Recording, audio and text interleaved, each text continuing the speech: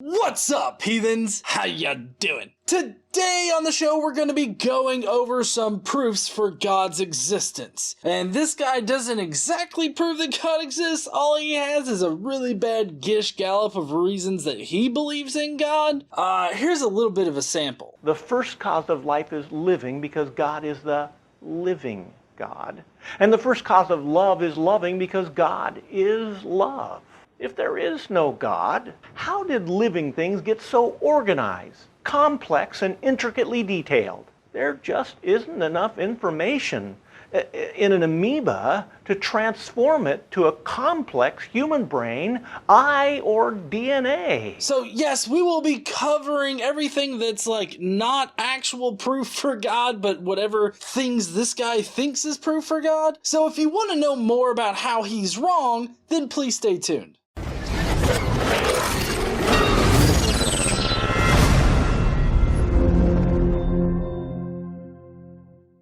All right, so this is titled, Does God Exist? My first indication is no, because there's no evidence, but we're going to figure this shit out, guys. Does God exist? No, he doesn't. Well, as far as we can be sure, it's a lot like saying unicorns don't exist. We don't have any evidence that they ever existed in the past, so for all intents and purposes, they don't exist, just like with God. All right there, Pastor Dennis Chris? Creole? I don't think it's Creole, because there's no L or an O in there. Does God exist? It's becoming less and less popular to believe in God. The number of atheists is on the rise. Apparently, there's... I like how he says that with such skepticism. Atheism's on the rise. Apparently. I mean, if you just look at the Pew polls, of course atheism's on the rise. Well, technically the nuns are on the rise. Those that don't associate with any formal religion. I would say that a lot of those people are still theists in some way, but the nuns group is still an intermediate between religious and non-religious. Overwhelming evidence for the non-existence of God. At least, talking to skeptics, you would think so. Or just weighing the evidence, being that no evidence, and then there's massive amounts of evidence that disprove that evidence. So how do we know that there's a God? There's no way I can possibly cover the vast storehouse of evidence in a 5-minute video, but I'll make one really good suggestion. The vast storehouse of evidence? Where do they store it, Casey?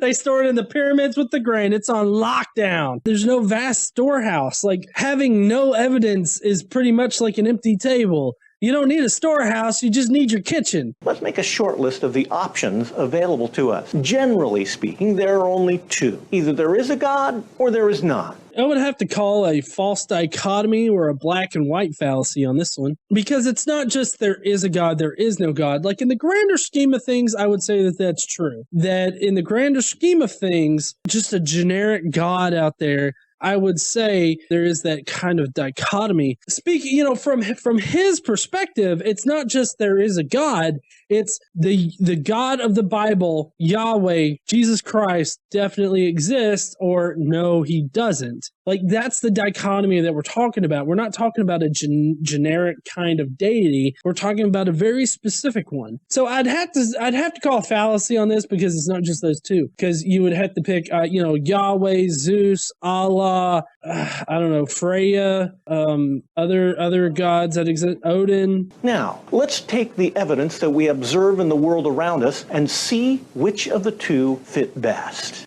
Oh, yes. Let's deal with evidence, shall we? Now, Christians don't have a good track record with evidence, so I'm kind of intrigued to see where he goes with this. First question. Where did the first something come from? Oh, Jesus Christ. No, the answer is not Jesus Christ. We don't know what came before the Big Bang. I mean, there are some hypotheses out there. Like, there's this whole steady state theory where everything was just in a steady state, and then for whatever reason it got knocked out of that state, and then the Big Bang happened. There's also the multiple universes theory, that we are a universe in a multitude of different universes that could have happened. And before that, we don't know exactly what the universe looked like, but it was nothing like it is now, kind of thing. So we don't know exactly what happened before the Big Bang. And I doubt that we'll ever actually be able to figure it out. You don't have to know what came before the Big Bang to know that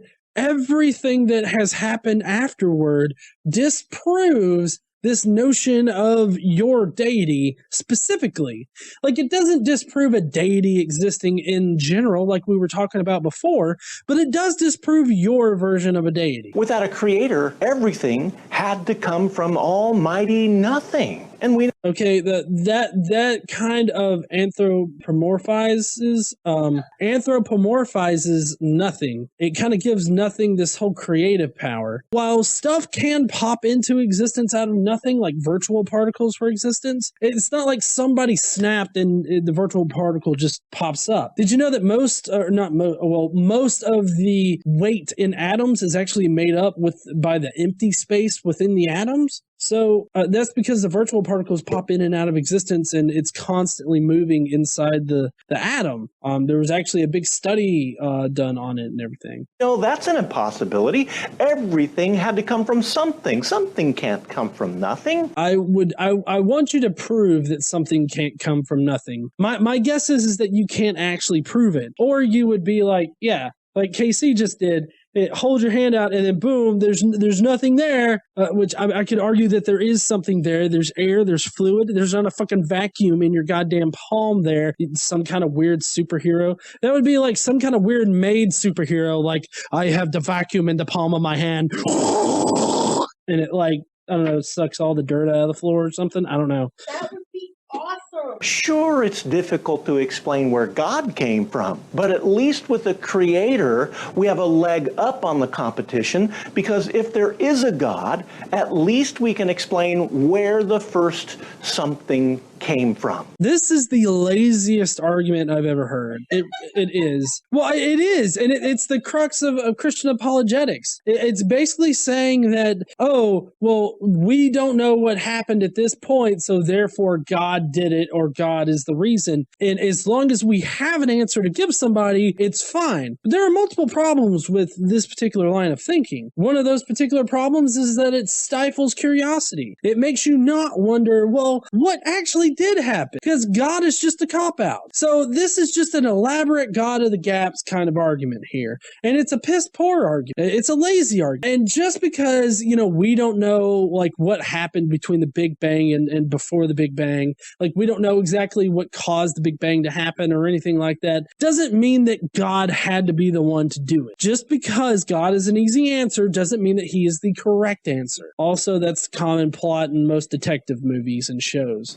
Second question, where did life come from? My asshole. No, it didn't. So where did life come from? We don't exactly have to know where life came from, but we have done a lot of studies that have given us a clue as to how it could have formed. If there is no God, life had to come from non-life. Another impossibility. Can't happen. Proven. No, wait, hold on. What? It's been proven that life can't come from non-life? Last time I checked, we had several different experiments where inorganic material has been shown to self-organize into various shapes and forms. And then you've got this whole theory about RNA. There's a theory out there that says that there was this RNA world that existed before DNA, before organisms started using DNA for genetic information. There's a clear indication that RNA can turn into this self-replicating DNA, and it can work in tandem with RNA in order to replicate. We have evidence to suggest that life can come from non-life, but you're sitting there saying that it definitely can't, and it's been proven not to happen. If you're talking about the Louis Pasteur thing, if you guys don't know, it's the whole law of biogenesis or whatever the fuck he wants to talk about. But with God, the first cause of life is living, because God is the living God. And the first cause of love is loving, because God is love. All right, I have a few contentions with this right here, and I wrote them down.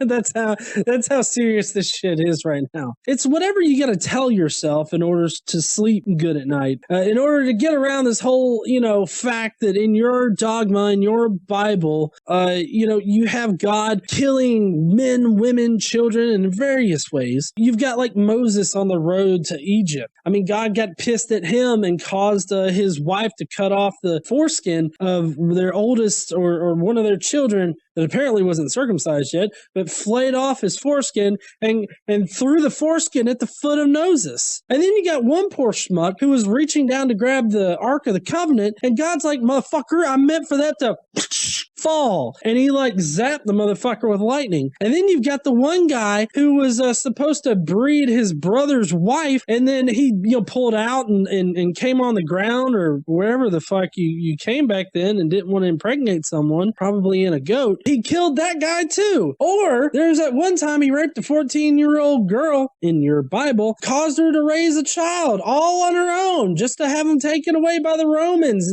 by crucifixion. You douchebag dad. So, I mean, whatever you gotta do to sleep at night, bud, but your God's a dick. Here's another. If there is no God, how did living things get so organized, complex, and intricately detailed? There just isn't enough information in an amoeba to transform it to a complex human brain, eye, or DNA. Okay, sir, is this legit how you think evolution works? Because it's pretty fucking childish in general. For one thing, bacteria and everything, those are prokaryotic cells, whereas we are eukaryotic cells. We deviated from that particular line of progression a long, long time ago. So, no, an amoeba would not evolve into a human. They are two different cells. We have structured cells. Their shit just kind of floats around all willy-nilly inside of them. But also, evolution is explained over vast amounts of time. You can see the development in living creatures that exist today. So you're just simply denying the reality that's right in front of you when you spout off dumbass bullshit like an amoeba can't turn into a human brain. The fuck you talking about, amoeba brain? And the answer to complex life is literally evolution. There are multiple lines of evidence that suggest that we live in a universe that is very, very old. And with how evolution works, the vast amounts of time is enough time for evolution to do what it needs to do. I would like to point out right here that the Christian dogma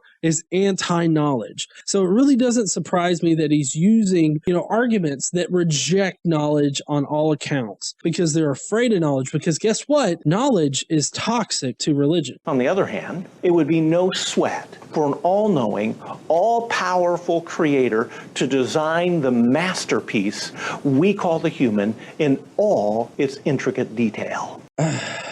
All the intricate details of the person. I've responded to this whole, design argument several different ways and several different times. But I think that what I'm going to do is I'm just going to start listing off genetic diseases. I'm just going to go through one at a time, or one each time. The particular one today, we're starting with the A's. It's achondroplasia.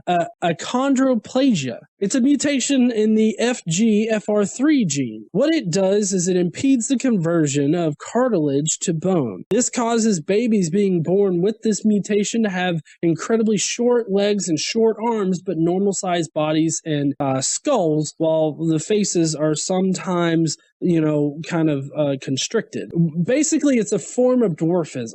Young children that are born with this particular mutation oftentimes develop late in being able to walk and whatnot. Sometimes their legs are born practically backwards and so fucked up that it's amazing they even learn to walk at all. But yeah, God designed us perfectly there, so perfectly that one particular gene in your cells can get fucked up because of who your parents are and the fact they have one of these genes and they pass it on to you, and boom, you have this very horrible genetic disease. Good on you, God. Feeling the love. He would come back with saying that is our fault. That is a guilt game right there. And that's basically what Christianity is. It's a guilt game. They want to say that it's our fault that we have genetic diseases and all this bad shit and everything around. Because, Eve took a bite of an apple. And this is getting back to the whole idea that Christianity is anti-knowledge. Because if you go back, Eve ate from the tree of knowledge, and that's the knowledge of good and evil. In a more literary context, it is a symbolism for humans wanting that knowledge and not just trusting God. So when you perceive this rejection of God in search for knowledge, that's bad. And it's all throughout the Bible. My problem with the no God theory is that it is entirely unsatisfying. I don't really give a shit if it's unsatisfying. There's a lot of things in this world unsatisfying. My guess is that you have extensive, experience with unsatisfying situations. Well, the concept of a creator seems to best fit the evidence. So where did God come from anyway? Right here, buddy. Right in the old noggin. We made up God because we didn't know what the fuck was happening, what the fuck was going on. So we created him. We created him as an answer. God of the gaps kind of shit. This entire video. Thank you, heathens, for making it to the end. Have you left your comment down below with what you thought about this guy's proofs for God? Just pick one of his proofs and let us know what you think. We will be continuing this guy's diatribe next week. While you're down there, make sure you smash that like button and subscribe if you like this kind of content. Don't forget to stand up and use your voice, and I will see you heathens later.